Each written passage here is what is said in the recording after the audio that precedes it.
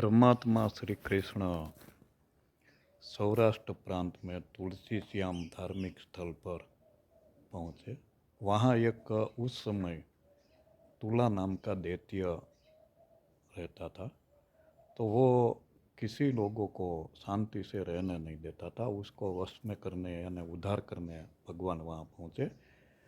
तो हुआ ऐसा, उसका वश में कर लिया और तुला नाम का राक्षस जो था दैत्य, उसने भगवान से क्षमा मांगी, प्रभु हमें क्षमा कर दो।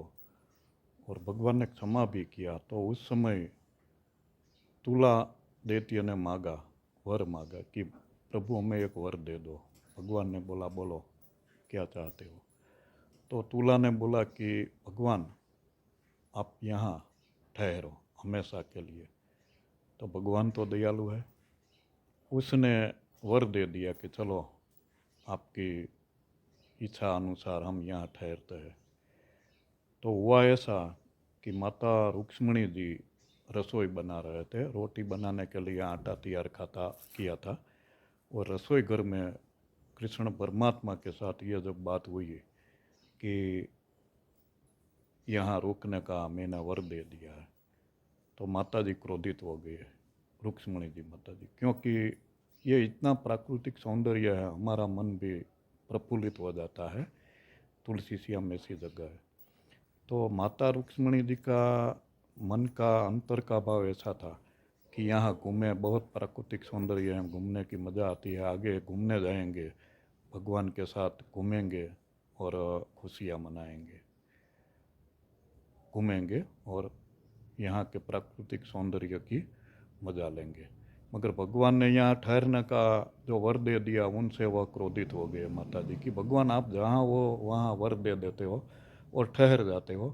आप इतने दयालु है, धर्म प्रेमी है, वह आपकी धर्म प्रेम की और भक्तजनों के प्रति प्रेम की बात आपकी पूजनीय है, वंदनीय है, हम स्वीकार करते हैं। मगर प्रभु हमको तो आगे घूमने जाना था, ये कितना सौंदर्य प्राकृतिक है, हमारा मन हर लेता है, कितना यहाँ मज़ा आता है और आगे घूमना जाना था, आगे कितना प्राकृतिक सौंदर्य देखने को मिलेगा और उसको हम उसकी मज़ा ले सकेंगे, इसीलिए जाना था। और आपने ये वरदान दे दिया,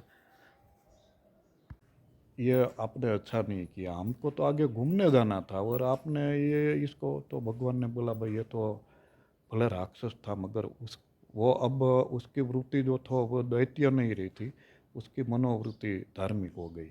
इसीलिए उसको मैं एक सज्जन व्यक्ति का भाव उसमें देखा और वर दे दिया।